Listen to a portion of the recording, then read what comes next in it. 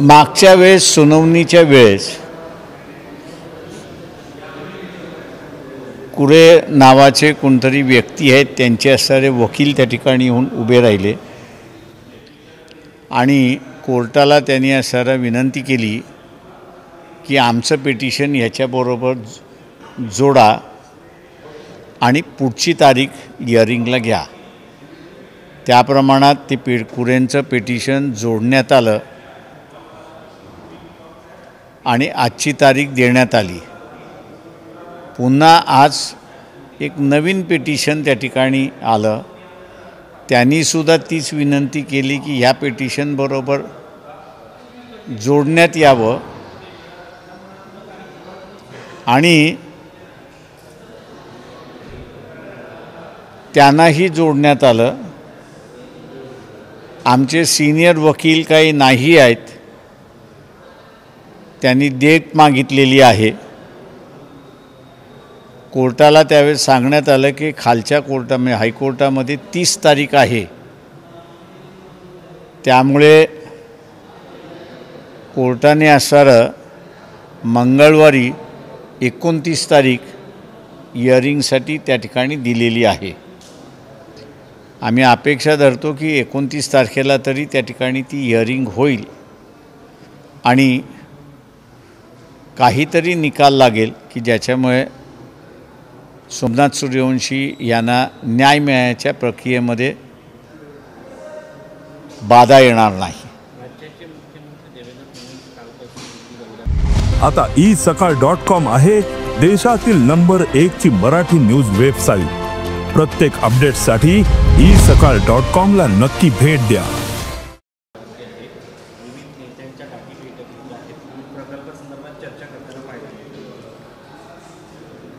ते मी आपल्याला मागेही म्हणालो होतो की पहिल्यांदा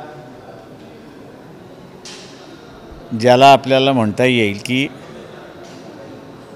हिंदी आम्ही लागू करणार नाही अशी भूमिका घेतली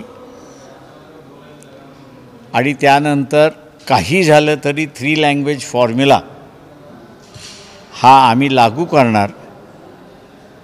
मी त्यावेळेस असताना म्हणालो होतो की मुख्यमंत्री स्वतःला पंतप्रधानाच्या रेसमध्ये आणतात आहेत अशी परिस्थिती आहे। आज जी काही मला पार्लमेंटमधनं माहिती मिळाली, पंतप्रधान पार्लमेंटच्या कार्यालयामध्ये नाही आहेत, परंतु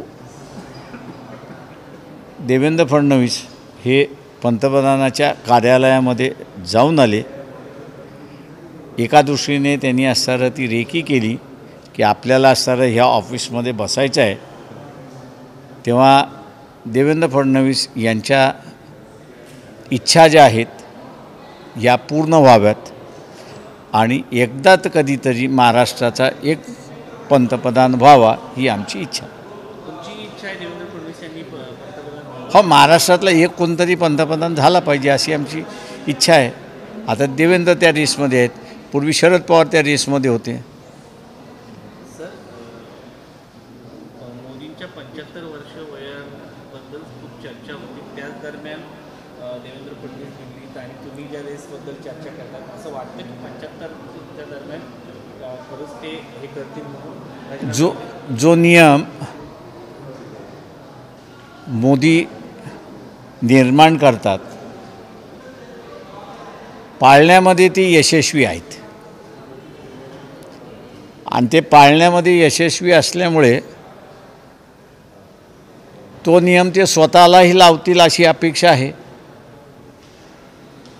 किंवा मोहन भागवत RSSचे प्रमुख आहेत, त्यांना कणा आहे असं ते दाखवतील आणि अडवाणी असतील, मुरली मनोहर जोशी असतील आणि इतर सगळ्यांची मी नावं घेत नाही, ज्याच्यामध्ये सुब्रमण्यम स्वामीसुद्धा आहेत, की जो नियम लावला तो नियम मोहन भागवत हे भारतीय जनता पक्षामध्ये सुद्धा लागू करतील। फक्त एवढंच आहे की त्यांनी पळवाट काढू नये की आमचा आणि भारतीय जनता पक्षाचा संबंध नाही म्हणून। आज सर मुख्यमंत्री दिल्लीत आहेत. तुम्ही एक महत्त्वाची गोष्ट सांगत होते, पण ते संसदेत फिरून आले आणि खास करून पंतप्रधान नरेंद्र मोदी नाही आहेत असं तुम्ही सांगता. नेमकं तुमचा इशारा काय आहे? काही नाही, मी म्हटलं ना की कुठल्याही ऑफिसमध्ये जायचं असेल किंवा कुठल्याही पदावरती जायचं असेल तर पहिल्यांदा त्या सगळ्याचा अभ्यास केला जातो. त्याच्यामुळे अभ्यास करण्यासाठी देवेंद्र फडणवीस त्या ऑफिसमध्ये गेले होते. दुसरा महत्त्वाचा मुद्दा म्हणजे की राज्यामध्ये जे चाललेलं आहे, कोणाचा व्हिडिओ येतो रमी खेळताना, कोणाच्या बॅग दिसतात पैशाच्या, तर त्या संदर्भामध्ये मग सरकार बदनाम होते म्हणून आता फेरबदल करण्याचा विचार चालला आहे आणि त्या दृष्टीने हे या भेटीकडे बघितलं जात आहे. परंतु त्याच्यामध्ये अजितदादांच्या समोर हा पेच आहे की राजीनामा घ्यायचा का फक्त खातेबदल करायचा. माझ्या अंदाजानं हा प्रश्न मुख्यमंत्र्याचा आहे, अजित पवारांचा नाही. मंत्री त्यांच्या पक्षाचे असले तरी कॅबिनेटमध्ये असणारं जे आहे ते मंत्री हे मुख्यमंत्र्यांच्याच सांगण्यावरनं चालतात. डेप्युटी मुख्यमंत्री हे पद अजिबात नाही. आज कुणीही जाऊन एकनाथ शिंदे आणि अजित पवार आपल्या लेटरहेडवरती डेप्युटी चीफ मिनिस्टर असं पद लावतात. हायकोर्टाच्या निर्णयाचा अवमान झाला आहे असं केलं तर कदाचित कोर्टाचा काय व्ह्यू असेल, काय व्ह्यू असणार नाही हे आहे.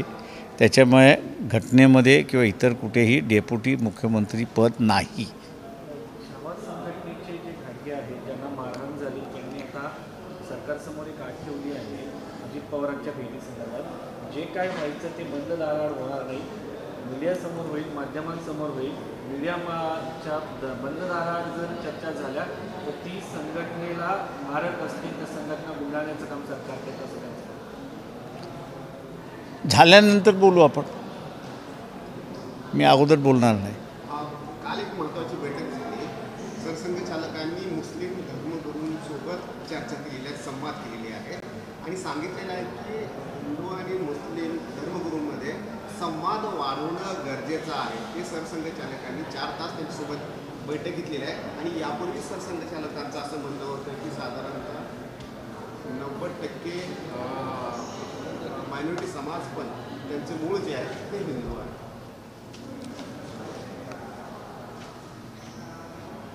जन्माला जेव्हा आलं तेव्हा कोण हिंदू आलं नाही. जन्माला ज्यावेळेस आलं तो माणूस म्हणून आला आणि माणूस आल्यानंतर मग त्यांनी कुठला धर्म पाहिजे हा स्वीकारला. त्याच्यामुळे असणारे हे विधानच मुळात खोडसाळ आहे असं मी त्या ठिकाणी मानतो. मुस्लिम धर्मगुरूंशी संघाच्या बैठका कसं पाहताय?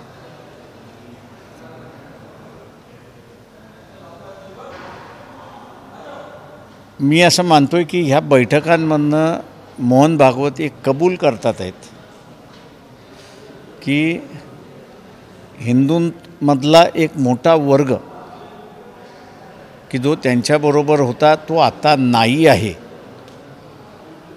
आणि हा जो हिंदूंमधला एक वर्ग नाही आहे त्याची काही जागा आपल्याला भरून काढता येते का आणि म्हणून मुसलमानांना चुचकारणं सुरुवात झाली अशी परिस्थिती आहे. भारताच्या केंद्रीय मंत्रिमंडळात